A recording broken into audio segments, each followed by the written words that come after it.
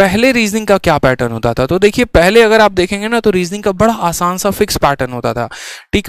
चाहे आप सीजीएल का पेपर देखेंगे या सीएचएसएल का या एमटीएस का या सीपीओ का, तो नॉर्मल क्वेश्चंस होते थे कि रैंकिंग से इतना आएगा, सिलोगिज्म से इतना आएगा और आपका सीरीज से ये वाला क्वेश्चन होगा।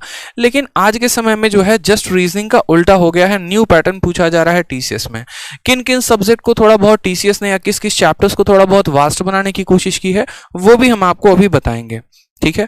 काफी कुछ नया बदला है टीसीएस ने आपको रीजनिंग में।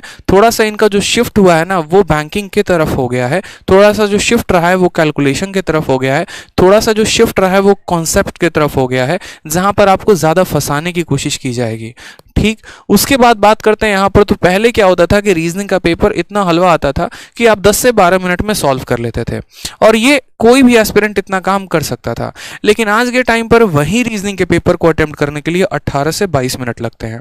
यहाँ पर मैं जो आपके सामने डेटा रिप्रेजेंट कर रहा हूँ ये अकेले मेरे पेपर देने की वजह से या किसी एक स्टूडेंट के आधार पर नहीं दे रहा हूँ। जो कई समय से पेपर हुए हैं, जो कई सारे हजारों लाखों ने बच्चे दिए हैं, उनका एवरेज अटेम्प्ट देखने के बाद मैं आपके सामने डेटा रख रहा हूँ। क्योंकि मैं हमेशा से कहता हूं कि मुझे बात भी और मुझे चर्चा भी वहीं अच्छी लगती है जहां पर आपका एक फैक्ट रखा जाता है। फैक्ट पर अगर आप बात करेंगे तो वो डिस्कशन थोड़ा फायदेमंद भी होता है और वो सुनने में भी मजा आता है। लेकिन जहां पर फैक्ट में कोई बात नहीं होती उस बात का कोई अस्तित्व नहीं होता है, ठीक है। तो हमें ये बात को स्वीकार करना पड़ेगा कि पहले हम उसी पेपर को 10 से 12 मिनट में खत्म करते थे, लेकिन आज उसी पेपर को हमें खत्म करने के लिए 18 से 22 मिनट लगते हैं। और ऐसा क्यों होता है? तो अगर आप देखेंगे ना पिछली बार 2020 का पेपर, तो 2020 में जिन टॉपर्स ने, एसएससी टॉपर्स ने, जैसे कि मानो जिनका एसएससी सीजीएल 2019 में मैथ में 200 में 200 रहा था, 210 रहा था, 220 रहा था, उनके 2020 के प्री में रीजनिंग में 30 नंबर लाने के वांदे पड़ गए थे। 35 नंबर बहुत टॉप स्कोरर्स के आए थे। ऐसा क्यों था? क्योंकि माइंडसेट हमारा एक बन गया था कि यार हम तो पेपर को 10 से 12 मिनट में खत्म करके आ जाएंगे। लेकिन जब वो चारे यहाँ पर पेपर देने गए तो पता चला कि यार पेपर जो है वो तो काफी लेंथी आ रहा है। उसके चलते क्या होता है, नर्वसनेस आती है, और नर्वसनेस आती है तो पेपर क्या होता है, खराब होता है। सभी बातों पर हम चर्चा करेंगे। साथ में यहाँ पर जो अभी एवरेज मार्क्स जो आ रहे हैं ना वो आपके 30+ आ रहे हैं, ठीक है। और बहुत बच्चा सोचता है यार रीजनिंग जैसे सब्जेक्ट में अगर 30+ आ रहे हैं तो किस बात का मैं स्टूडेंट हूँ, किस बात का मैं एस्पिरेंट हूँ। तो इसमें आपको घबराने की जरूरत नहीं है। ये सिर्फ आपके साथ केस नहीं है मेरे भाई, हर किसी के साथ ऐसा केस हो रहा है। तो इसका सॉल्यूशन भी क्या होगा हम उस पर भी बात करेंगे, परेशान नहीं होना है, ठीक है। जैसे मानिए अगर हम बात करते हैं रीजन, जो आपने पूछा ना कि सर पहले 10 से 12 मिनट में पेपर खत्म हो जा रहा था, आज के समय में वो 18 से 22 मिनट क्यों ले रहा है? पहले 40+ हमारे स्कोर्स आ जाते थे, आज के समय में 30+ क्यों आ रहे हैं? तो रीजन है यहाँ पर ये 2 पॉइंट। पहला रीजन है 5 से 7 बढ़िया सवाल। बस टीसीएस का थोड़ा बहुत अगर आप पैटर्न को अच्छे से, अगर आप 10-12 शिफ्ट को भी एनालाइज कर लें प्रत्येक साल को, तो आप देखेंगे कि कुछ ज्यादा नहीं बदलाव है। बस जो बदलाव है ना वो 5 से 7 सवालों का ही हेरफेर हुआ है, और ये 5 से 7 सवाल बहुत बढ़िया कर दिए गए हैं, जिसके चलते क्या होता है पूरा का पूरा पेपर का जो लेवल है वो थोड़ा ऊपर उठ जाता है, और उसके चलते जो समय लगता है वो अब आपको थोड़ा सा ज्यादा लगना शुरू हो गया है, ठीक है। साथ में यहाँ पर क्या होता है कि जैसे ये 5 से 7 बढ़िया सवाल पूछ दिए जाते हैं, वहीं पर आपका पेपर जो है वो खराब होना शुरू हो जाता है।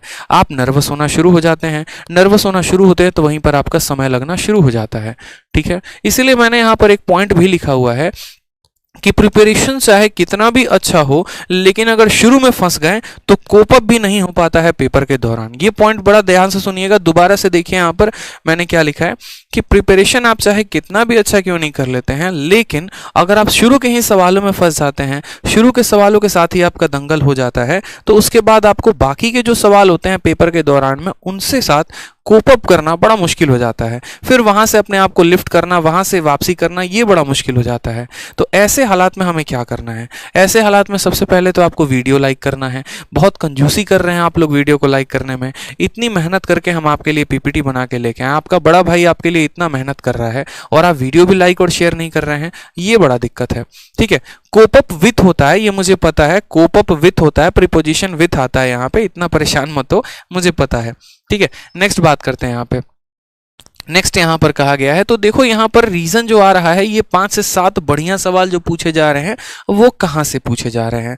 तो सबसे पहले देखो यहाँ पर जो आपका पेपर कंडक्ट करती है वो टीसीएस है, टाटा कंसल्टेंसी सर्विस, ठीक है। तो बात करते हैं यहाँ पर टीसीएस के फेवरेट के बारे में। तो देखो, जैसे कि एनालिसिस के दौरान पाया गया है कि रीजनिंग में जो सबसे ज़्यादा फेवरेट आ रहा है क्वेश्चन, या जो सबसे ज़्यादा घुमावदार जिसमें बच्चे को फंसाया जा सकता है, वो ऐसे सवाल हैं, साइन इंटरचेंज। जैसा कि आपने अगर सीजीएल का पेपर दिया होगा, या फिर आपने सीएचएसएल का पेपर दिया होगा, या आपने सीपीओ का पेपर दिया होगा, तो उसमें देखा होगा साइन के इंटरचेंज के काफ़ी क्वेश्चन पूछे जा रहे हैं कि यदि हम प्लस को माइनस के साथ बदल दें और इस संख्या को इसके साथ बदल दें तो हमारा सवाल क्या होगा। इसमें नया क्या है, तो इसमें नया ये भी है कि पहले वो 1 अंकों तक सीमित होता था, अब यहाँ पर 2-2 अंकों वाले सवाल भी पूछ दिए जा रहे हैं। पहले यहाँ मल्टीप्लाई डिवाइड तक ही वो सीमित था, लेकिन अब इसमें बॉड मास का अच्छा नियम लगाया जा रहा है। तो देखो भाई, जब आपके सामने ऐसा क्वेश्चन आए ना, और पेपर में जब आपके सामने ये क्वेश्चन दिया गया हो, तो वहीं पर आप ये बात समझ लीजिएगा। अगर आपको देखने से लग जाए कि बन रहा है तो ठीक है, नहीं तो आप स्किप करके आगे बढ़ जाइएगा। ठीक है। नेक्स्ट बात करते हैं यहाँ पर सीरीज के क्वेश्चन। देखिए, थोड़ा सा जो सीरीज है ना, वो थोड़ा सा अपने आप को शिफ्ट होकर कहाँ लेकर गया है, तो बैंकिंग के पैटर्न पर लेकर गया है। पहले जो सीरीज बड़े प्यारे प्यारे आसान से आते थे, ठीक है, जहाँ पर एक ऐसा भी मैंने क्वेश्चन देखा है प्रीवियस ईयर का, 2 है, 4 है, 6 है, तो अगला क्या होगा, 8 होगा। इस तरीके से ऑप्शंस आपके दिए गए थे। लेकिन अब सीरीज ऐसी है जहाँ पर आप क्यूब, स्क्वायर और 10 तरीके के प्रॉपर्टीज को लगाकर हार जाएं, तब भी सवाल आपसे ना बने। ठीक, इन सब के सॉल्यूशंस भी हम बताएंगे। अभी मैंने क्या लिखा है यहाँ पर, रीजन लिखा है, और इनका सॉल्यूशन भी क्या है वो भी हम आपको बताएंगे, तो परेशान मत हो। पहले मुझे बीमारी बताने दो, फिर मैं इलाज भी बताऊंगा कि उसका इलाज क्या है। तीसरा यहाँ पर कोडिंग डिकोडिंग। कोडिंग डिकोडिंग को तो भाई साहब ऐसा रगड़ा गया है ना पेपर में। आपने विक्रम सर की क्लासेस अटेंड की है, वो सारा का सारा बात आपको बताते हैं। क्या होता है कि पहले कोडिंग डिकोडिंग बड़ा सिंपल पूछा जाता था, अल्फाबेट के जगह पर उनके नंबर के आधार पर कोडिंग की गई होती थी। लेकिन अब जो कोडिंग डिकोडिंग आ रहा है ना, उसमें वॉवेल की जो है वो अलग कोडिंग की जाती है, जो है कॉन्सोनेंट की अलग कोडिंग डिकोडिंग की जाती है, और ये बच्चा पकड़ नहीं पाता है। अगर आपने 60 दिन 60 मैराथन की क्लास नहीं देखी है विक्रमजीत सर की, तो आप YouTube पर जाइए, आप YouTube में जाके 60 दिन 60 मैराथन की क्लास को सर्च करिए, रीजनिंग की, विक्रमजीत सर की स्पेशली। उन्होंने इसके 3 क्लासेस लिए हुए हैं कोडिंग डिकोडिंग का, और इतने ब्यूटीफुल तरीके से जितने भी नए पैटर्न के क्वेश्चंस हैं ना, वो सारा का सारा उन्होंने अपने वीडियो में बताया हुआ है। कोडिंग डिकोडिंग के ये 3 लेक्चर्स हैं, और उसको अगर आप देख लेंगे तो आपका ये वाला पूरा का पूरा क्वेश्चन भी समझ में आ जाएगा क्या पूछा जा रहा है, और उसका तोड़ भी आपको समझ में आ जाएगा कि उसको तोड़ना कैसे है। और नेक्स्ट बात करते हैं सिलोगिज्म। तो देखो, पहले क्या होता था ना, सिलोगिज्म जो है वो 1 या 2 स्टेटमेंट का पूछा जाता था, लेकिन अब के पैटर्न में सिलोगिज्म जो है वो 4-4 स्टेटमेंट का पूछा जा रहा है। और ऐसे केस में बच्चा जहां पर पहले वेन डायग्राम की मदद से सवाल को बना पाता था, अब वो वेन डायग्राम वाला भी कंसेप्ट वहां पर फेल हो जाता है। तो यहाँ पर जो है आप अगर देखेंगे तो यही जो 4-5 टॉपिक है ना, इनके चलते ये 5-7 सवाल बढ़िया आते हैं, और इनके चलते अगर ये बढ़िया सवाल आता है तो उसके चलते पेपर होता है खराब। उसी के चलते आपका जो पहले 40+ अटेम्प्ट होता था, अब वहाँ पर 30+ ही नंबर आ पाते हैं। और जो ये कोडिंग डिकोडिंग हो गया, सिलोगिज्म हो गया, बाकी सभी टॉपिक्स हो गए, उसी के चलते पेपर में आपका जो समय लगता है वो 18 से 22 मिनट लगता है। तो स्पेशली इन 4 टॉपिक्स के क्वेश्चंस को या तो आप इन पे बहुत मेहनत करिए, जैसे कि पूरा का पूरा सिलोगिज्म विक्रमजीत सर ने पढ़ा रखा है। अगर आपके पास समय है तो उनका पूरा सिलोगिज्म का वीडियो देखिए, ठीक है। और अगर समय नहीं है तो 60 दिन 60 मैराथन में इन्होंने कराया हुआ है, आप वहां से इनकी वीडियो को देखिए, ठीक है। और दूसरी बात यहां पर मैं आपसे ये बोलूंगा कि अगर आपको लगता है कि इन टॉपिक्स पर थोड़ा आपका हाथ तंग है ना, तो आप इनके साथ सवालों में जो है दंगल नहीं करेंगे पेपर में, इनको छोड़ के आगे बढ़ेंगे। क्योंकि मेरे भाई इस बात को हमेशा ध्यान रखना कि सॉल्यूशन, जैसे मैंने कहा ना, सबसे पहले मैंने क्या कहा कि मैं आपको बीमारी बताऊंगा कि बीमारी क्या है, और उसके बाद मैं आपको बताऊंगा कि इसका इलाज क्या है। तो इसका जो इलाज है वो ये है कि आपको ये आर्ट ऑफ स्किपिंग आना चाहिए, ठीक है। बहुत बच्चे पता है क्या सोचते हैं, बहुत बच्चे उसको दिल पे ले लेते हैं, ईगो पे ले लेते हैं। अरे ऐसे कैसे, हम सीजीएल वाले बंदे हैं, 200 में 200 मैथ्स में लेके आए हैं, रीजनिंग का सीरीज का सवाल ना बने तो हमारे ऊपर तो ये धब्बा है। लेकिन मेरे भाई ये कोई बड़ी बात नहीं है, इसको दिल पे लेने की जरूरत नहीं है। इस बात को समझिए, असली राजा या असली योद्धा वो नहीं होता जो हर वक्त जो है कितने भी दुश्मन हो या कितने भी यहाँ पर योद्धा हो तो उसके सामने जाके खड़ा हो जाए, अब बोले ऐसे कैसे, हम तो बहुत बड़े योद्धा हैं, पीठ दिखा के नहीं भागेंगे। बात पीठ दिखाने की नहीं है, बात यहाँ पर यह है कि रणनीति क्या है।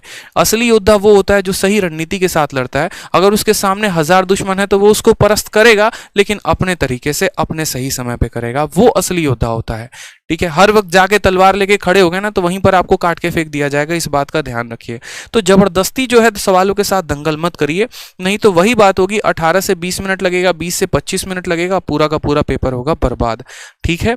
तो क्या करना है, आर्ट ऑफ स्किपिंग करना है। जैसे मेरे भी 50-50-50 आए, मैथ में भी 50, इंग्लिश में भी 50, रीजनिंग में भी 50। शुरू में मैंने भी रीजनिंग के 4 सवाल छोड़ दिए थे।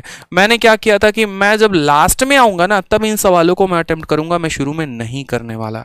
ये आर्ट ऑफ मेरा स्किपिंग था, और यही रीजन था कि बाद में मेरे पास इतना समय बच गया था कि बड़े प्यार से वो सभी सवाल बन रहे थे। शुरू में मैं बहुत माइंड लगा रहा था क्या सीरीज है, क्या नहीं है, क्या नहीं है, लेकिन वो बन नहीं रहा था। क्यों? क्योंकि टाइम का प्रेशर था। लेकिन जब मेरे पास लास्ट के 10 मिनट बचे हुए थे, सवाल सिर्फ 4 थे, तो आप दुनिया का कोई ऐसा तरीका ढूंढ ही लोगे जिससे आप उस सीरीज के क्वेश्चन लगा पाओ।